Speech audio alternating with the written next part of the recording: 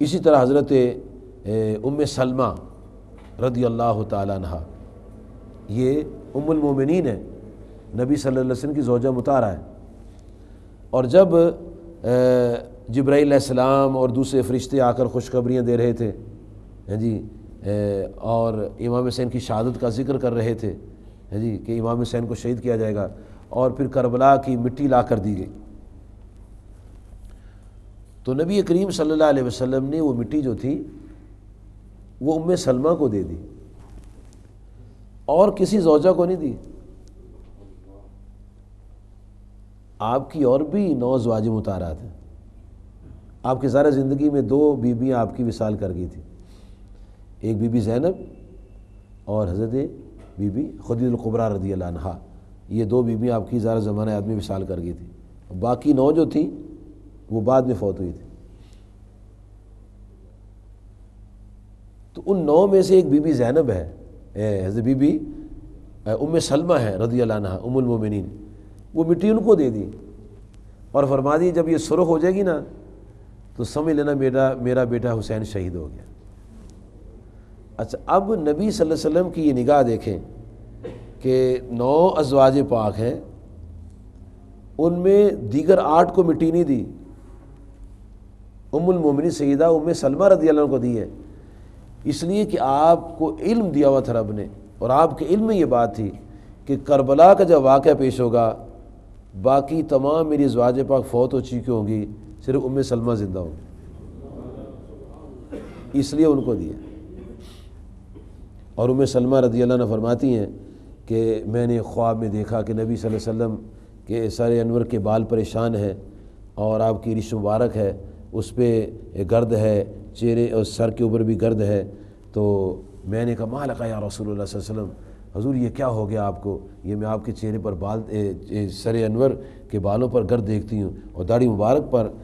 گرد دیکھ رہی ہوں، تو فرمایا میں ابھی قتل حسین کے جگہ سے ہو کر آیا، جہاں امام حسین شہید کیے وہاں سے میں آیا ہوں۔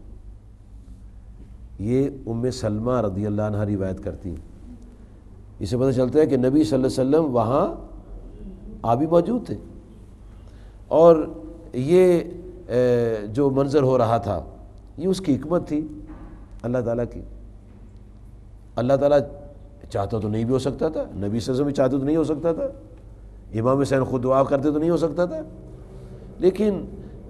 اس ضرورت تھی اللہ تعالیٰ کے دین کی حفاظت کے لیے جی۔ وہ کتنی خوبصورت ربائی ہے، شاہ است حسین پادشاہ است حسین، دین است حسین دین پناہ است حسین، سرداد نہ داد دست دست یزید، حقا کے بنا لا الہ است حسین جی۔ یہ حقیقت کو ظاہر کرنا تھا، اور وہ شعر بھی آپ کے سامنے ہے کہ قتل حسین اصل میں مرگ یزید ہے، اسلام زندہ ہوتا ہے کربلا کے بعد۔ وہ اسلام کو زندگی میں ملنی تھی،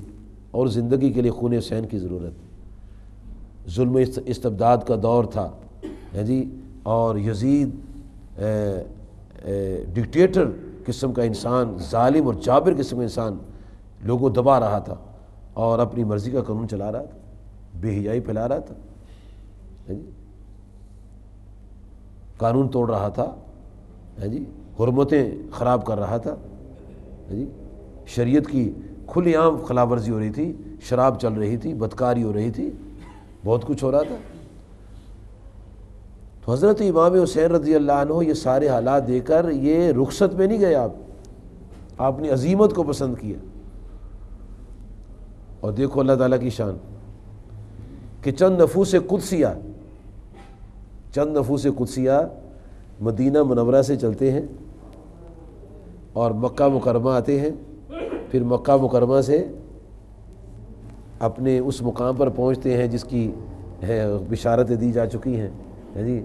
اور پھر جب وہاں سب شہید ہو جاتے ہیں، 72 انسان شہید ہو جاتے ہیں، پھر جب وہاں سے واپس جاتے ہیں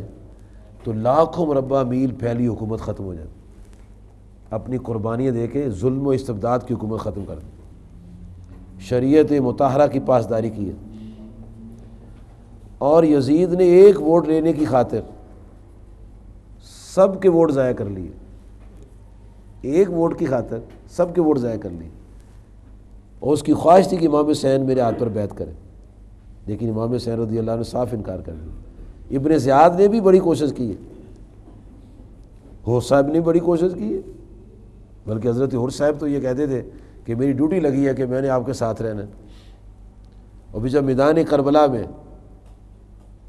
یہ کوئی 10-12 دن نہیں کام ہوا، ایک دن میں چند گھنٹوں میں سارا کام ہوا ہے۔ سفر طویل ہے کہ ذی الحجہ کے مہینے سے سفر پر چلے ہوئے ہیں، اس سے پہلے اپنے بھائی مسلم بن عقیل رضی اللہ عنہ کو بھیجا ہوا ہے جی، پھر آپ مکہ مکرمہ سے پھر حضرت مسلم بن عقیل رضی اللہ عنہ کے کہنے پر آپ وہاں سے چلتے ہیں، یہ ذی الحجہ کے مہینے چلے ہیں، اور کربلا کے میدان میں جب پہنچے ہیں تو یہ واقعہ 10 تاریخ کو ہوا ہے۔ اب ایک طرف 22,000 لشکر ہے، 22,000 آدمی، یزید کے پاس 1,000 فوج تھی، اور ابن زیاد نے پھر وہ سعد جو تھا، ابن سعد، عمر بن سعد جی، اس کو فوج دے کر بھیجا، 22,000 کا لشکر تھا۔ بھی غور کرنے کی بات ہے کہ حضرت امام حسین رضی اللہ عنہ نے اگر جنگ کرنی ہوتی، لڑنا ہوتا، تو چھوٹے بچوں کو ساتھ لے کر آتے؟ کیا میدان جنگ میں بچوں کو لے کر جاتے ہیں؟ آپ کا تو لڑائی کا ارادہ ہی کوئی نہیں تھا۔ لیکن مجھے ایک بات بتائیں آپ کہ اگر ایک آدمی کسی کو پتھر مارتا ہے تو کیا اس کو کہنا چاہیے مار لے پتھر؟ یہ دین محمدی میں اس کی اجازت نہیں ہے، نبی صلی اللہ علیہ وسلم کے دین میں اس کی یہ بات نہیں ہے کہ اگر تمہیں پتھر مارے تو کوئی دوسرا پتھر ایک اور مار لو،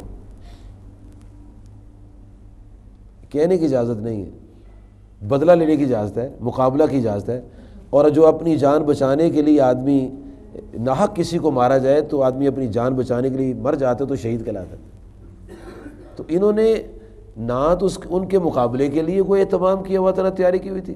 اور نہ ارادہ تھا کوئی لڑنے کا، قطعاً کوئی ارادہ لڑنے کا نہیں تھا۔ اور سفر کے جو ساز سامان تھے وہ ساتھ تھے، اونٹوں پر سوار تھے، کیونکہ لمبا سفر تھا، اونٹ لمبے سفر کرتے، گھوڑا کوئی نہیں تھا آپ کے پاس، یہ سب ایسے ہی بات بنی ہوئی ہے۔ آپ اونٹوں پر آئے تھے، سب سوار اونٹوں پر تھے، اور یہ ان کا زیور تھا، تلوار ان کا زیور تھا، سفر میں تلوار رکھتے تھے وہ۔ اور جب یزید کے لشکر نے، عمر بن سعد نے حملہ کیا تو کیا یہ چاہیے تھا کہ امام حسین آگے گردن کر لو مجھے مار دو؟ جب اتنا بڑا لشکر حملہ آور ہوتا ہے تو مقابلے والے کتنا لڑ سکتے تھے؟ چند ہی منٹوں کے اندر 50 شہزادے شہید ہو گئے، اور جب 50 شہزادے شہید ہوئے تو حضرت حر جو گھیرا ڈالنے والے تھے، سب سے پہلے انہوں نے گھیرا ڈالا ہے۔ جب انہوں نے دیکھا کہ یار یہ تو کام ہی سارا الٹ پلٹ ہو گیا ہے، تو اپنے بھائی کو، بیٹے کو، سب کو لے کے تو امام حسین کے پاس آئے۔ تو سید الشہداء سیدنا امام حسین رضی اللہ عنہ سے آ کر معافی مانگی کہ حضور یہ ساری میری غلطی ہے، نہ میں نے گھیرا ڈالا ہوتا، نہ یہ وقت آتا، تو آپ خدا کے لیے مجھے معاف کر دیں۔ اب مجھے بتاؤ کہ جس لشکر میں وہ شخص شامل ہے جس نے 50 شہزادے شہید کر دیے ہیں، اس لشکر سے ایک بندہ نکل کے آ کے معافی مانگ رہا ہے، اور پھر سبب وہی بنا ہے، گھیرنے کا سبب وہی بنا ہے۔ آپ واپس جانا چاہتے تھے، آپ نے جب حالات دیکھے تو کہتے ہیں واپس چلا جاتا ہوں، لیکن اس نے نہیں جانے دیا کہ مجھے اجازت نہیں آپ کو چھوڑنے کی۔ اب یہی شخص جو سبب بنا تھا یہ واپس آ کے عرض کرتا ہے کہ حضور مجھے خدا کے لیے معاف کر دو۔ تو یہ دیکھو کتنا صبر ہے، کتنی اولو العزمی ہے، کتنی بہادری ہے کہ امام حسین رضی اللہ عنہ نے ان کو اسی وقت معاف فرما دیا۔